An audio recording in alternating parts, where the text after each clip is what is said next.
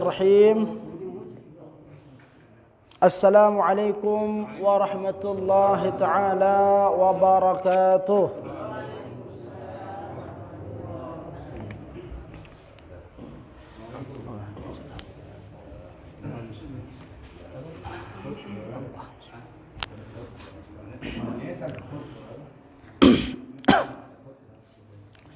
Alhamdulillahi rabbil alamin. Wabihi nasta'inu ala umuri dunya waddin. Wassalatu wassalamu ala ashrafil anbiya'i wal mursalin Sayyidina maulana Muhammadin wa ala alihi wa ashabihi ajma'in. Amma ba'du. Hadratal muhtaramin, jamaah kaum muslimin muslimat rahimani wa rahimakumullah. Alhamdulillahi rabbil alamin. Puji serta syukur kita panjatkan kehadirat Allah subhanahu wa ta'ala yang masih menganugerahkan kepada kita usia, yang masih menganugerahkan kepada kita kesehatan. Semoga dari semua nikmat yang Allah curahkan kepada kita mampu menjadikan kita sebagai hamba yang lebih bersyukur, pandai dan lebih bersyukur atas nikmat yang diberikan kepada kita. Sehingga dengan bukti syukur itu Allah subhanahu wa ta'ala berkenan menambahkan nikmatnya kepada kita, dan dengan nikmat itu akan memberikan kemuliaan kepada kita, baik kemuliaan yang kita gapai di kehidupan dunia, terlebih kemuliaan yang akan kita dapatkan di akhirat. Maka tentu hadratal muhtaramin rahimakumullah, sebagai bentuk syukur dari nikmat yang Allah telah berikan kepada kita, yang telah diberikan kepada kita, tentu dengan mengisi semua nikmat itu dalam ketaatan kepadanya, maka hidup kita, kesehatan kita, harta kita, segala sesuatu yang ada pada diri kita, mari kita infakkan, kita wakafkan kepada Allah subhanahu wa ta'ala.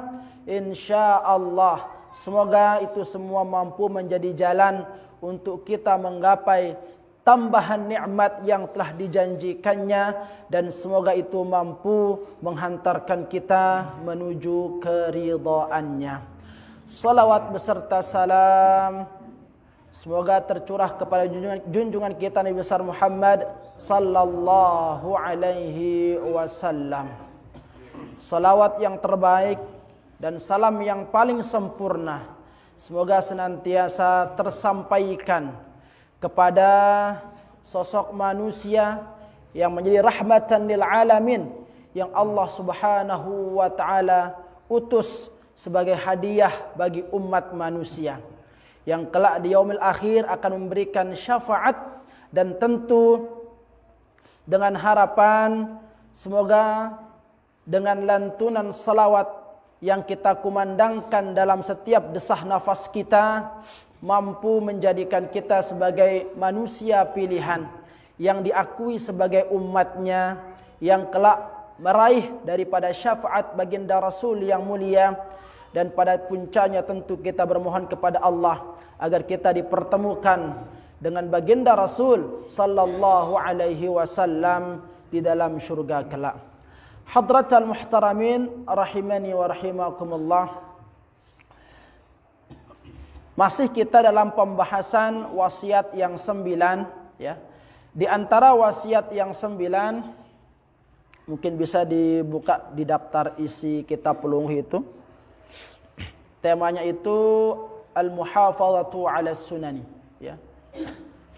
Karena kitab yang bentuknya beda mungkin halamannya lain endah. Qala al-musannif rahimahullahu ta'ala wa nafa'na bi'ulumihi fid dharain amin. Wa minha al-muhafazatu 'ala sunan. Dan di antara wasiat yang 9 itu ialah menjaga perkara-perkara sunnat. Ya. Ai wa minal wasayat tis'i, di antara wasiat yang 9 itu al-muhafazatu 'ala sunani, menjaga perkara-perkara sunnat. Wa hiya jam'u sunnah. Sunan itu bentuk jamak dari kata sunnah. Mufradnya sunnah. Ka ghurafin, seperti ghuraf. Ghuraf itu jamak lekan kata ghurfah. Dalam kitab Lughah dikatakan seperti itu. Ghuraf itu artinya kamar-kamar.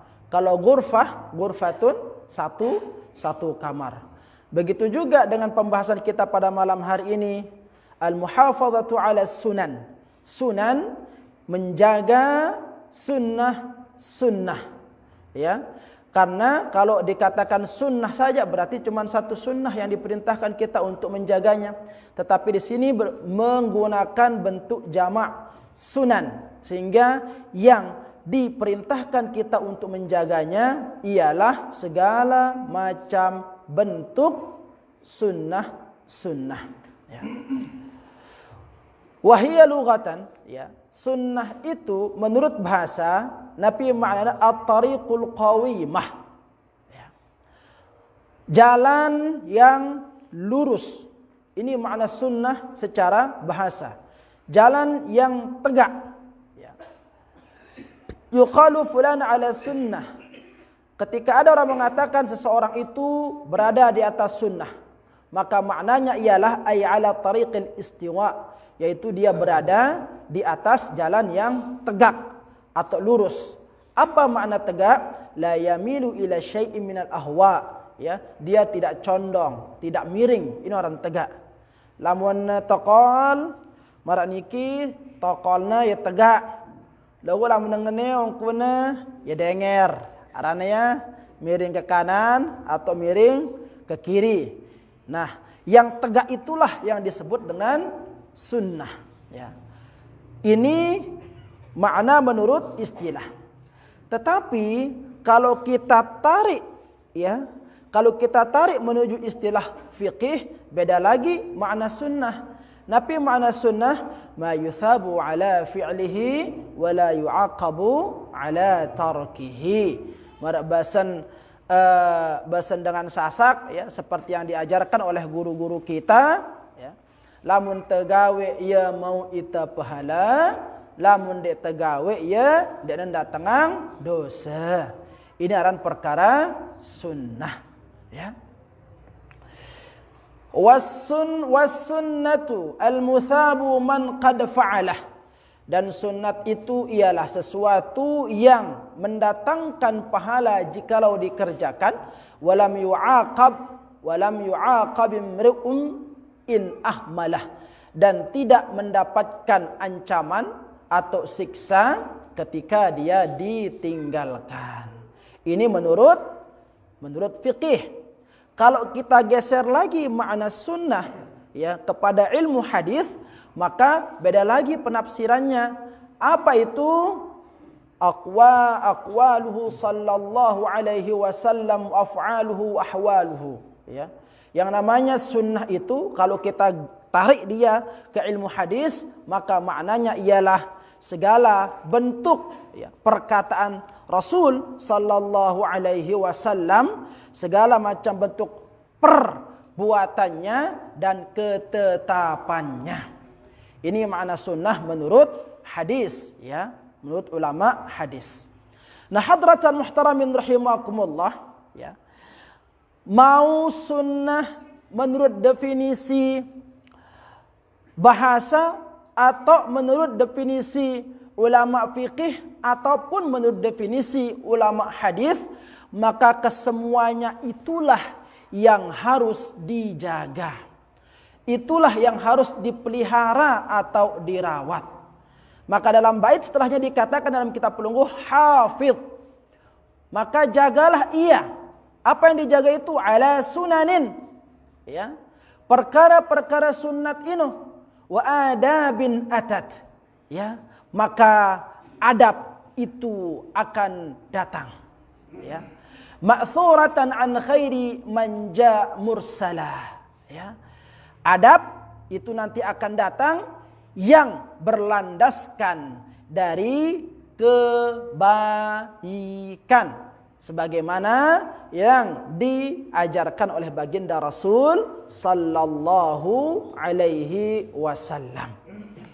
Yani hafidh ayyuhas salik at-talib biridallah, ya, maka ketahuilah wahai orang-orang yang meniti jalan menuju keridhaan Allah Subhanahu wa taala, hendaklah kalian menjaga dari sunnah-sunnahnya Rasul sallallahu alaihi wasallam dan adab-adab yang diajarkan oleh baginda Rasul sallallahu alaihi wasallam, yang dimana semuanya itu akan bermuara kepada kebaikan, ya, dan akan mampu menyinari hati-hati yang gelap, ya. Ini hadratan muhtaramin rahimakumullah. Nah, Nabi maksudnya hadratan muhtaramin rahimakumullah, sekarang kita bahas dia. Dalam kitab niki, ya, pertemuan lek kelam si mangkin niki, kita diperintahkan oleh ulama-ulama kita untuk senantiasa menjaga perkara-perkara sunnah. Artinya apa? Dengan tidak mencukupkan diri kita dengan perkara wajib. Lamun tuah gawe salat, puasa, haji, zakat, terus paranta diri kita tuntas dari segala macam bentuk kewajiban kita sebagai seorang muslim, tidak, ya. Maka ada perkara-perkara sunnat di sana hadratul muhtaramin rahimakumullah yang perlu kita jaga di sana.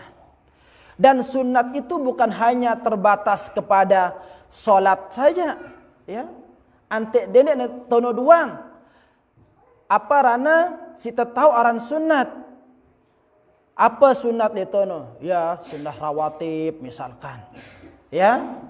Salat sunat qabliyah ba'diyah, puasa sunat, ante dendek hanya di sana saja kita sita maksud siaran perkara sunat itu. Sementara saran sunat ino, ya, tercakup dari semua bentuk perkataan baginda Rasul, perbuatan Rasul, dan ketetapan Rasul. Artinya Nabi hadratul muhtaramin rahimakumullah, kalau sunat itu mencakup dari perbuatan baginda Rasul sallallahu alaihi wasallam, maka kita harus berusaha bagaimana menjaga mulut ini agar mampu berbicara sebagaimana berbicaranya baginda Rasul sallallahu alaihi wasallam. Ya. Kalau sunat itu termasuk dari perbuatan Rasul, maka bagaimana cara kita menjaga seluruh anggota tubuh ini agar mampu melakukan perbuatan-perbuatan sebagaimana yang dicontohkan oleh perbuatan baginda Rasul sallallahu alaihi wasallam. Ini yang dimaksudkan dengan kita menjaga sunnah. Jadi endek perkara sunnah hanya sekedar dalam konteks ibadah seperti sholat dan puasa saja, tidak. Tetapi lebih daripada itu hadratul muhtaramin rahimakumullah, ya. Maka barang siapa yang mencontoh sunnah baginda Rasul sallallahu alaihi wasallam, maka dengan akan sendirinya adab itu akan melekat di dalam kepribadiannya. Bagaimana tidak? Karena dia berusaha berbicara sebagaimana Rasul berbicara. Dia akan berbuat sebagaimana Rasul berbuat. Sementara pada Rasulullah sallallahu alaihi wasallam sudah tegas di sana itu, ya. Innama bu'ithu liutammima makarimal akhlak. Ada akhlak yang baik pada Rasulullah itu. Ada akhlak yang mulia pada Rasulullah itu. Yang jikalau itu kita contoh, maka sungguh, ya, pelajaran adab hati ini akan ikut suci adanya. Maka jikalau kita ingin batasi hadratul muhtaramin rahimakumullah, berbicara tentang adab, ya, berbicara tentang sunnah, maka di sini dikatakan ma yuhmadu qawlan wa fi'lan. Ya. Apa itu adab? Adab itu ialah, ya, adab itu ialah sesuatu yang baik dari perkataan dan perbuatan. Ini dia kalau kita batasi makna adab. Sesuatu yang baik, sesuatu yang terpuji dari perkataan dan perbuatan. Terbatas hanya pada itu saja. Ya. Atau kalau menurut Ibnu Athaillah As-Sakandari, beliau mendefinisikan adab itu al-wuquf ma'al mustahsinat. Ya. Terbatas yang namanya adab itu kepada yang baik-baik saja. Maka kalau sesuatu itu tidak baik, tidak dikatakan adab. Sang ye jagana padangano bahasan dengan tuata lain lamun lagi tak dengan dan sesuai dengan ya batasan-batasan toleransi dari perkataan ataupun perbuatan jelap dengan tuata dengan itu darah adab me jadi kanak. Ya. Darah adab me jamak jadi kanak. Ya.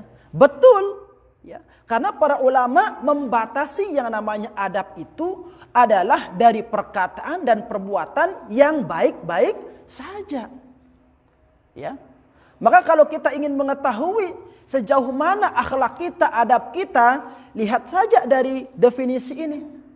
Dikatakan di sini mayuhmad, apa yang terpuji dari perkataan atau perbuatan. Maka jikalau ada di antara kita yang berkata-kata, lalu dengan perkataan kita itu akan membuat hati orang resah, dari perkataan kita itu akan membuat orang lain marah, maka sudah bisa dipastikan kita pada saat itu tidak beradab.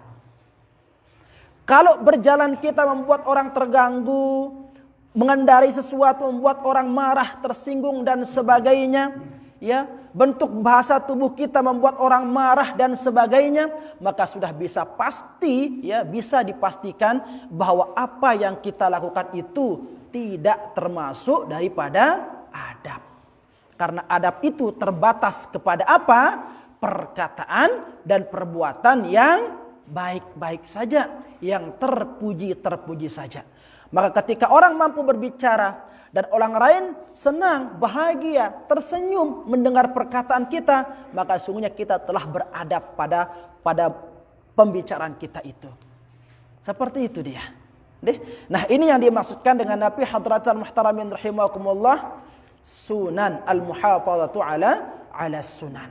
Sehingga jagalah itu hadratal muhtaramin rahimakumullah, ya. Kenapa kita diperintahkan menjaga sunnah ini hadratal muhtaramin rahimakumullah? Karena terlalu banyak kemuliaan yang Allah subhanahu wa ta'ala akan berikan bagi orang-orang yang menjaga sunnah. Bagi orang-orang yang menjaga sunnah. Yang terpenting sekarang bagaimana kita memahami sunnah itu, menjaga sunnat itu, ya. Itu dia. Jadi tidak terbatas kepada salat kita saja. Ya. Solat qabliyah rajin, solat ba'diyah rajin, tetapi ucapannya selalu menyakiti hati orang lain, maka dia tidak sepenuhnya dikatakan sunnah. Nih, saya orang sunnah. Tetapi perkataannya selalu menyakiti hati orang lain, maka Anda belum sunnah. Ya. Ketika dia mengatakan dirinya sunnah, tapi perbuatannya selalu membuat orang lain marah dan sebagainya, maka Anda belum dikatakan sunnah. Sunnah yang sejati itu ialah ketika dia mampu memanfaatkan lidahnya ini dan memanfaatkan semua anggota tubuhnya ini, mampu menjamin orang lain, ya, dari keburukan bahaya lisan dan anggota tubuhnya. Itulah baru dikatakan Anda sebagai orang yang memegang sunnah. Ya. Dalam sebuah hadis Rasulullah sallallahu alaihi wasallam, hadis qudsi ini kan dikatakan di sana, ya, ini hadis yang diriwayatkan oleh Bukhari. Hadisnya sahih. Dikatakan di sana, ya, wa ma taqarraba ilayya 'abdi. Barang siapa di antara hambaku yang mendekatkan dirinya kepadaku bi syai'in, ya, bisyai'in,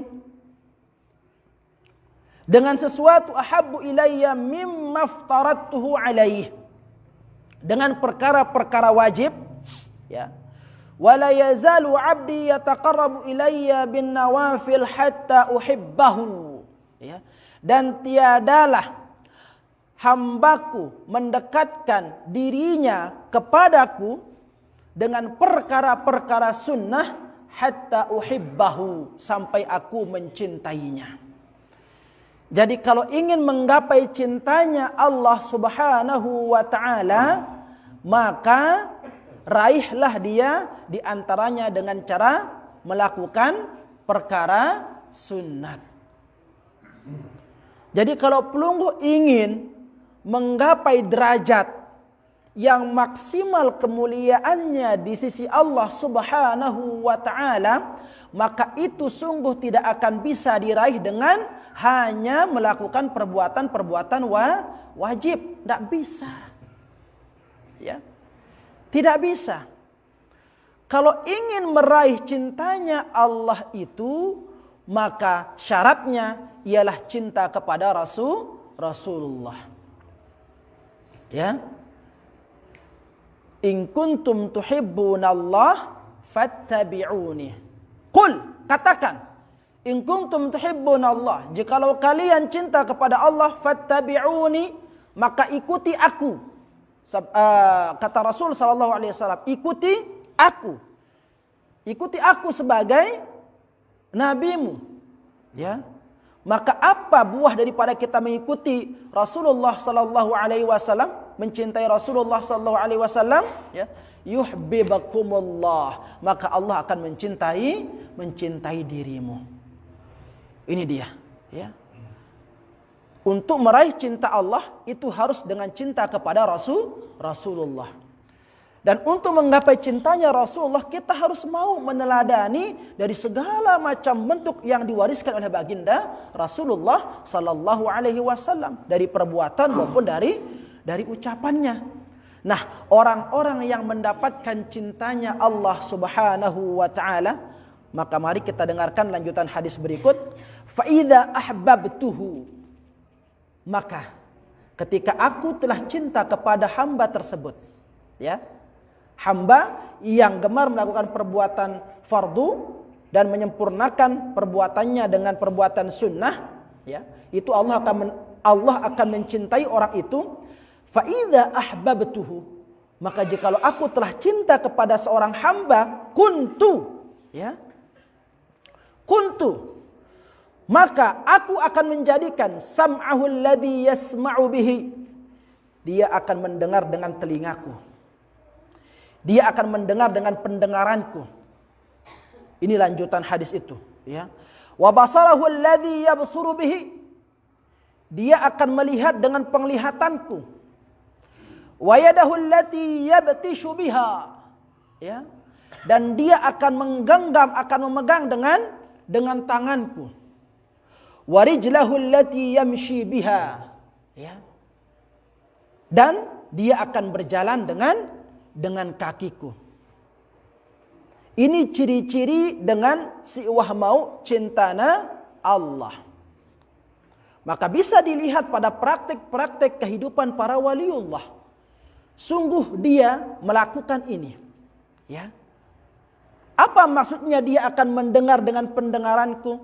Apa maksudnya dia akan melihat dengan penglihatan Allah? Dia akan menggenggam, memegang dengan tangan Allah. Dia akan berjalan dengan kakinya Allah. Nabi makna ladriki, maknanya ialah seseorang yang telah cinta kepada Allah Subhanahu wa taala, dia akan senantiasa mendengar segala sesuatu yang diperintahkan untuk didengarnya oleh Allah. Dia tidak akan memandang sesuatu kecuali pandangan-pandangan yang dihalalkan oleh Allah Subhanahu wa taala. Dia tidak akan berani mengambil sesuatu, menggenggam sesuatu kecuali yang digenggam itu adalah sesuatu yang diridhai oleh Allah Subhanahu wa taala. Dan dia tidak akan berani melangkahkan kakinya kecuali dia akan langkahkan kakinya menuju tempat-tempat yang diridhai oleh Allah. Ini makna daripada dia akan mendengar dengan pendengaranku, dia akan melihat dengan penglihatanku, dia akan memegang dengan tanganku, dia akan berjalan dengan kakiku. Artinya apa? Orang yang sudah dicintai oleh Allah Subhanahu wa taala, maka sungguh, ya, segala macam bentuk tingkah lakunya itu senantiasa dijaga oleh Allah. dia akan mendapatkan perhatian khusus dari Allah. Nah, dan orang-orang yang telah mampu melakukan hal yang seperti ini, maka apa yang akan didapatkan? Dalam lanjutan hadis tersebut dikatakan, wa in sa'alani, ketika hamba yang aku cintai itu bermohon, berdoa, meminta kepadaku, la u'tiyannahu, maka aku akan memberikannya. Ya. Lamun dengan wah alim, lamun dengan wah jari wali, yang pun suruh kita ya banyak-banyak minta didoakan oleh orang alim, oleh dengan si wah jari wali kumbena, karena ini dia bentuk doanya. Wa in sa'alani, jikalau orang itu memohon kepadaku, meminta kepadaku, la u'tiyannahu, wajib dan kusade, pasti aku akan berikan. Ini janji Allah, ya. Tiadalah di antara hamba-hamba yang aku cintai itu memohon kepadaku, minta kepadaku, kecuali aku akan berikan kepadanya. Wa in ista'adza bi, dan jikalau hambaku tersebut memohon pertolongan, perlindungan kepadaku, lau'idzannahu, maka aku akan memberikan dia pertolongan. Ya ampuk lamun dengan suah jari wali ino dena arak yang sara kehidupan hadratal muhtaramin rahimakumullah. Meskipun dalam pandangan manusia dari segi materi dia kekurangan, tetapi sungguh dia cukup di dalam kehidupannya. Ya. Karena kalau seandainya pun para waliullah itu meminta kekayaan, ya Allah akan berikan dia. Tetapi kalau orang yang sudah terpaut hatinya dengan Allah, maka harta itu akan menjadi hal yang fana bagi dirinya. Kehidupan dunia ini akan menjadi fana di dalam penglihatannya, sehingga mereka enggan untuk meminta kaya, mereka enggan untuk meminta harta. Mengapa? Khawatir jikalau dia telah diberikan dunia oleh Allah, dia khawatir dunia itu akan mengganggu, ya, mengganggu pengkhidmatannya, mengganggu cintanya kepada Allah. Maka kita yang masih butuh akan itu, dekati orang alim itu, dekati para waliullah itu. Kenapa? Karena doanya tidak ada batasan, tidak ada hijab antara dia dengan Allah. Ya, ini dia. Dalam hadis qudsi dikatakan seperti itu, hadratal muhtaramin rahimakumullah. Ya, sehingga hadratal muhtaramin rahimakumullah, kalau kita kembalikan kepada pembahasan tema kita, ya, terkait dengan menjaga sunnah ini, maka tentu ya perlu riyadhah, perlu latihan yang luar biasa, perlu latihan. Karena perkara sunat akan menyempurnakan perkara wajib. Dan manusia itu nanti pada hari kiamat, ya, akan diberikan kedudukan yang berbeda, tergantung daripada ikhtiarnya di dalam menyempurnakan ibadahnya, di dalam menyempurnakan ketaatannya kepada Allah Subhanahu wa taala. Ya. Ini di antara semua kita yang hadir ini, ya, semua akan masuk surga dengan imannya, tetapi surganya tidak akan sama. Kenapa? Karena ibadahnya juga tidak sama. Penyebabnya itu, ya. Sehingga di antara golongan-golongan manusia itu ada yang disebut nanti pada hari kiamat itu sebagai orang yang ashabul yamin. Ya. Siapa ashabul yamin itu? Ya. Itu dalam surat Al-Waqiah dijelaskan, ma ashabul yamin fi sidrim makhdud wa talhim mamdud wa dhillim mamdud wa ma'im maskub wa fakihatin katsiratin la maqtu'atin wa la mamnu'ah wa furushim marfu'ah. Apa je artinya ini? Entah tembaca-baca doang di kelam Jumat. Apa artinya? Ashabul yamin itu sesuai digambarkan dalam surat Al-Waqiah itu, ya, digambarkan ashabul yamin itu akan dimuliakan oleh Allah Subhanahu wa taala, ditempatkan di dalam surga fi sidrim makhdud. Ya. Dalam surga itu ada nanti pohon bidara, beduri daun basanta. Ya. Pohon beduri, logo pohon beduri ini dek na ara durina. Lamun itu lambok kan apunaran berduri, penuh durina kan? Ya apunaran berduri. Di surga pohon berduri itu ni ara durina. Kalau pelungguh yang sudah umroh, yang sudah haji, pernah mampir di kebun kurma itu, ara jualan lihat tono berduri no kan? Boleh-boleh ndek kena merita. Mereka beli belinjo lamun lihat tene kan? Kalau di sana itu besar-besar berdurinya dan enak, renyah, manis. Berduri. Ya, nah itu nanti yang kalian dapatkan di dalam surga. Ya, atalhim mamdud, wa zillim mamdud, ya, wa ma'im maskub. Di sana itu ada pohon pisang yang bertandan-tandan, bertundun-tundun, belo tundunannya. Ya, lamun ditelia lemamban narat punti, ya paling piralah aripan tundunannya ngono. Tapi kalau di surga itu bertundun-tundun. Wa fakihatin katsirah. Dan ada buah-buahan yang sangat lebat. La maqtu'atin. Tidak akan terputus itu. Ya. Berudam bait buahna. Sekek. Langsung tumbuh gantinya. Ini ada merale dunia.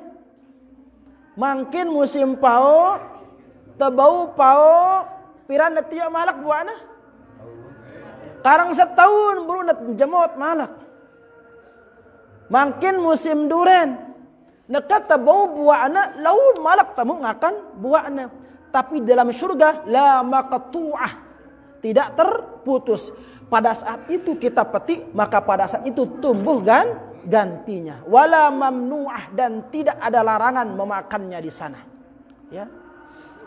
Wa furushim marfu'ah. Furush itu jamak daripada firash, ranjang, kasur. Ternyata ada kasur juga nanti di surga. Ya. Ada kasur, tapi kasur itu marfu'ah, empuk, ngenjak. Lamun itu kan bahasa teh sing ngenjak mangkin iki spring bed. Ngenjak.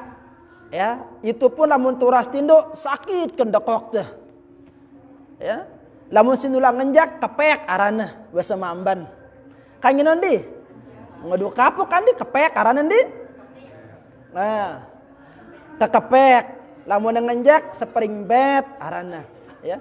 Nah dan kasur-kasur ashabul yamin nanti dalam surga itu ya, dia punya kasur-kasur yang ngenjak ya, yang empuk sekali.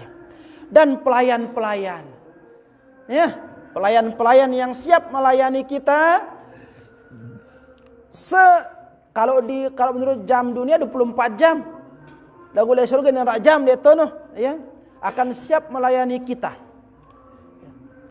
Perawan-perawan yang tidak akan pernah tua. Pemuda-pemuda yang tidak akan pernah tua. Jadi ini harap siaran pelayan-pelayan, pembantu-pembantu le surga ini becongang. Denara karena semua awet muda-muda. Ya, denara kirsut denara karena semua genteng muda-muda. Ya, apalagi si rambok denara loku rambok di surga. Ya, nah ini dia hadratul muhtaramin rahimakumullah. Semua muda-muda, semua segar-segar di dalam melayani majikannya di sana. Itu gambaran ashabul yamin. Nah, selain ashabul yamin itu ada namanya golongannya al-abror. Siapa al-abror itu? Orang-orang yang gemar dengan kebaikan. Ya. Dia tidak tega makan ketika tetangganya masih dalam keadaan kelaparan. Ini al-abror yang seperti ini. Dia senang berbagi, dia senang membantu, dia gemar melakukan kebaikan-kebaikan.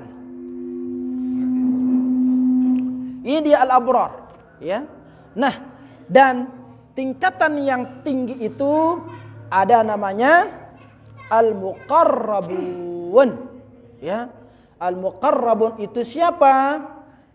Muqarrabun asal katanya qarib, orang yang mendapatkan kedekatan. Siapakah mereka itu setelah azan?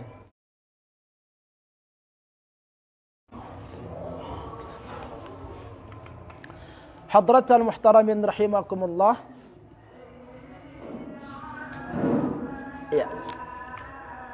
sebentar ya, sebentar lagi. Menyambung dari apa yang Tiang sampaikan tadi ya, maka golongan yang ketiga yang disebutkan dalam Al-Quran sebagai golongan orang-orang yang mendapatkan nikmat nanti di yaumil akhir ialah golongan al-muqarrabun ya.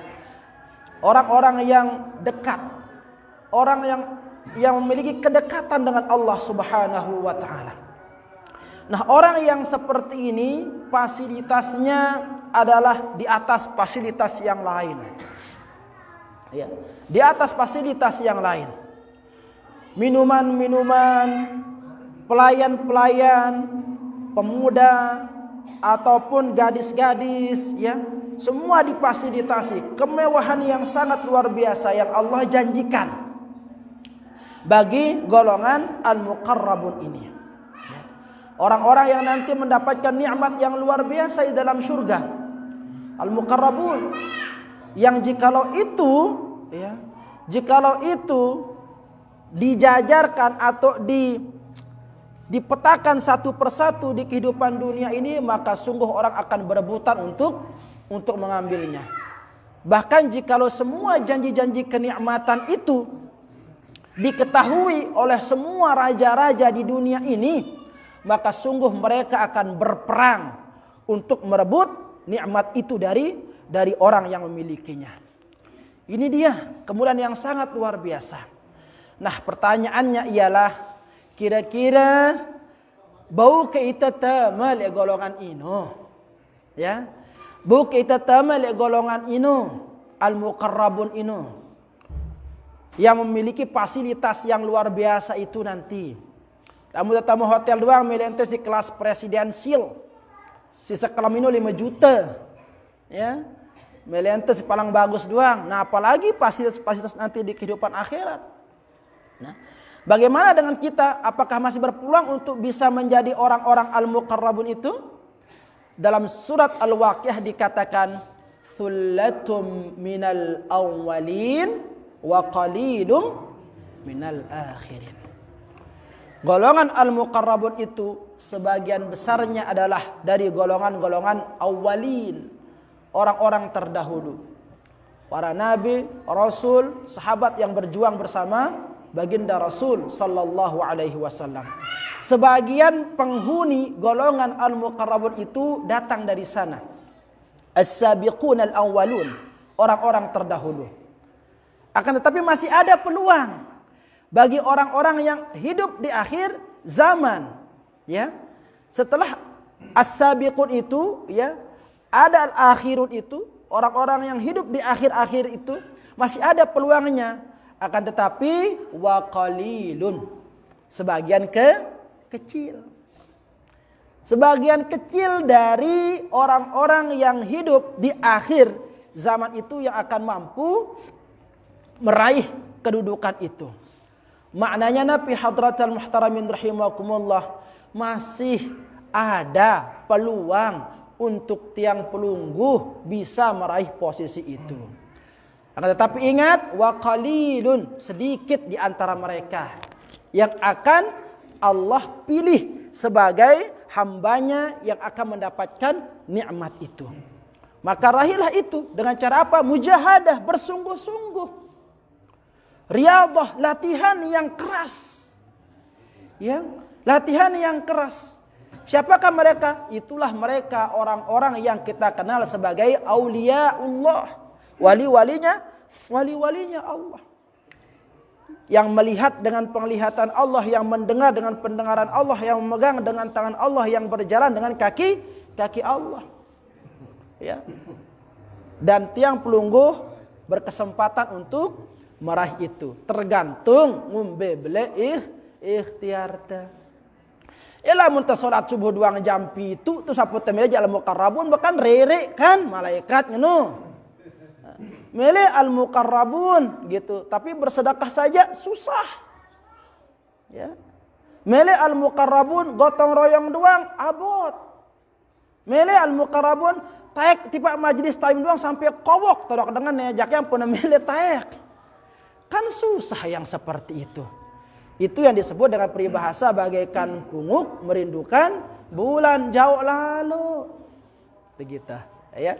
Tapi ada peluang untuk itu, ya. Tetapi orang-orang yang akan ditempatkan pada posisi itu hanya sebagian kecil saja. Ya, sekarang silahkan berikhtiar, silahkan bersungguh-sungguh, silahkan latihan yang keras untuk mampu menjadi orang-orang yang dipilih oleh Allah sebagai orang-orang yang kelak mendapatkan nikmat.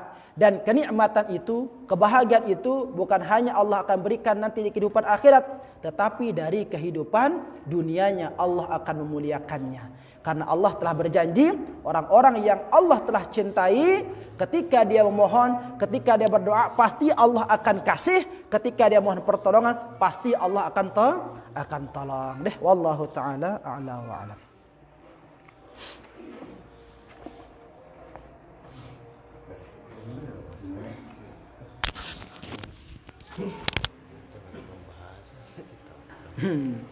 Menjaga perkara sunat.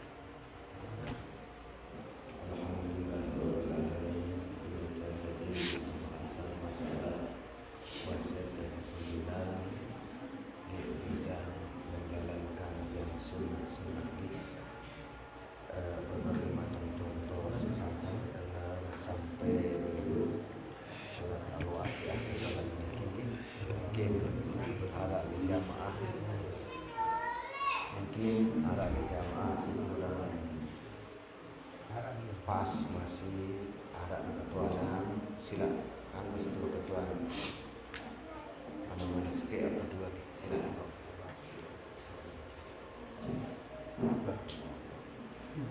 ada kebutuhan apa kebutuhan. Waalaikumsalam warahmatullahi wabarakatuh. Terkait dengan pembahasan yang tadi, saya ingin menanyakan bahwa sebelumnya saya pernah mendengar bahwa salah satu ustaz mengatakan pernah menyampaikan hadis Nabi yang mengatakan barang siapa yang tidak mengikuti sunnahku maka dia bukan termasuk umatku. Kemudian yang ingin saya tanyakan, pada saat ini mungkin saya sudah berusaha untuk mengikuti sunnah-sunnah mulai dari sholat, perbuatan dan segala macam. Tapi ada sunnah yang belum saya juga laksanakan. Contohnya seperti ya saya belum menikah. Kira-kira apakah saya termasuk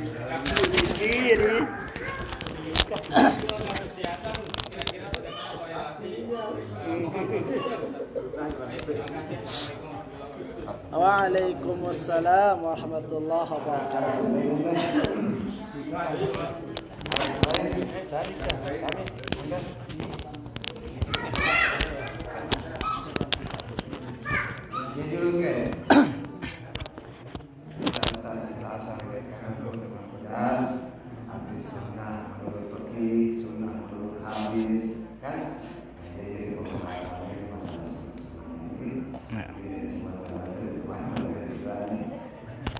Ya.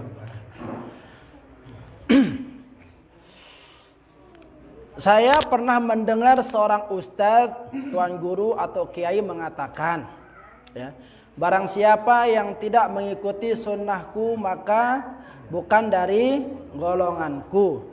Ini sering didengar ketika khutbah nikah ini. An-nikahu sunnati faman raghiba an sunnati falaysa minni, katanya ya. Atau faman lam ya'mal bi sunnati falaysa minni. Nah, semua sunnah baginda Rasul pernah artinya sudah saya kerjakan. Cuman satu saja sunnah yang belum, ini apa? Menikah. Kira-kira bagaimana ini? Ya, ini namanya pertanyaan ya keren, meskipun pertanyaan modus. Ya, perhatikan hadratal muhtaramin rahimakumullah. Sebagaimana tadi yang telah kita dengarkan bersama, sunnah itu bukan hanya meliputi perbuatan baginda Rasul, tetapi juga meliputi segala macam bentuk perkataan baginda Rasul sallallahu alaihi wasallam. Ya. Lalu apakah bisa akan memasuki derajat-derajat kemuliaan itu ketika ada di antara sunnah yang belum kita lakukan? Bisa tidak? Kan pertanyaan seperti itu, ya. Bisa tidak? Sangat bisa. Sudah kita belajar dulu ya. Sudah kita belajar di pembahasan yang lalu tentang bagaimana seseorang yang ingin dekat dengan Allah, ya. Dan dikatakan di sana ketika, ya, menikah mampu menghalangi dia dari ingat kepada Allah, mampu menyebabkan dia lalai dari mengingat Allah, maka pilihannya lebih baik untuk menjomblo. Tetapi kan susah untuk sekarang ini seperti itu, ya. Dulu kelas-kelasnya Imam An-Nawawi, ya. Imam An-Nawawi menjomblo sampai beliau meninggal dunia. Tapi karangan beliau, Masya Allah, ya, luar biasa. Kemuliaan beliau luar biasa. Hadis, hafalan beliau luar biasa. Kitab-kitab beliau sangat luar biasa. Kedudukan beliau, kemuliaan beliau, kewalian beliau luar biasa. Ini guru-guru kita terdahulu, ulama-ulama terdahulu tidak menikah karena sibuk akan ibadah. Nah sekarang kita tidak menikah, susah menghindari maksiat. Begitu, kan permasalahannya di sana. Lalu bagaimana yang seperti ini? Maka jalankan segala sesuatu yang mampu mendekatkan kita kepada Allah. Ya. Yang mengkhawatirkan ialah ketika orang salah di dalam memaknai yang namanya pernikahan. Jadi fokus kepada pernikahan nih, karena pertanyaan tadi cuma nikah saja ya. Kalau seandainya nikah itu gitu belum saya laksanakan, apakah bagaimana itu dengan sunnah-sunnah itu? Apakah saya sudah termasuk kepada orang yang melaksanakan sunnah apa tidak? Ya, maka menikahlah ketika itu bisa menjadikan kita terhindar dari kemaksiatan dan mampu untuk lebih dekat kepada Allah. Ya, yang kita ingin tekankan di sini ialah dalam pelajaran kita pada malam hari ini, ya, bagaimana kita mampu meneladani dari sunnah baginda Rasul Sallallahu Alaihi Wasallam yang terdiri dari perbuatan baginda Rasul, perkataan baginda Rasul, dan ketetapan baginda Rasul Sallallahu Alaihi Wasallam. Seperti yang tadi saya katakan, contohkan di awal itu, mengaku diri sunnah, tapi lisan tidak mampu menyelamatkan orang dari bahaya lisannya, ya, maka belum dikatakan sunnah. Mengaku dari sunnah, iya, dari amalan-amalan sebagian amalan ibadah saja, tetapi anggota tubuh tidak mampu menyelamatkan orang lain dari bahaya anggota tubuhnya, maka belum dikatakan sunnah. Karena Rasulullah mengajarkan bagaimana tata cara berbahasa yang baik, bagaimana tata cara bergaul yang baik, mencakup itu semua, ya. Maka ketika kita mampu melakukan itu, maka andalah yang termasuk di antara orang-orang yang sunnah, berdiri di atas sunnah. Jadi itu makna sunnah yang sesungguhnya. Jadi bukan hanya label saja ya, bukan hanya label saja, mohon maaf, tetapi sunnah itu bagaimana kita meneladani dari keseluruhan apa yang dicontohkan Rasulullah dari perkataan, perbuatan, dan ketetapan. Jadi seperti itu, ya. Wallahu taala a'lam.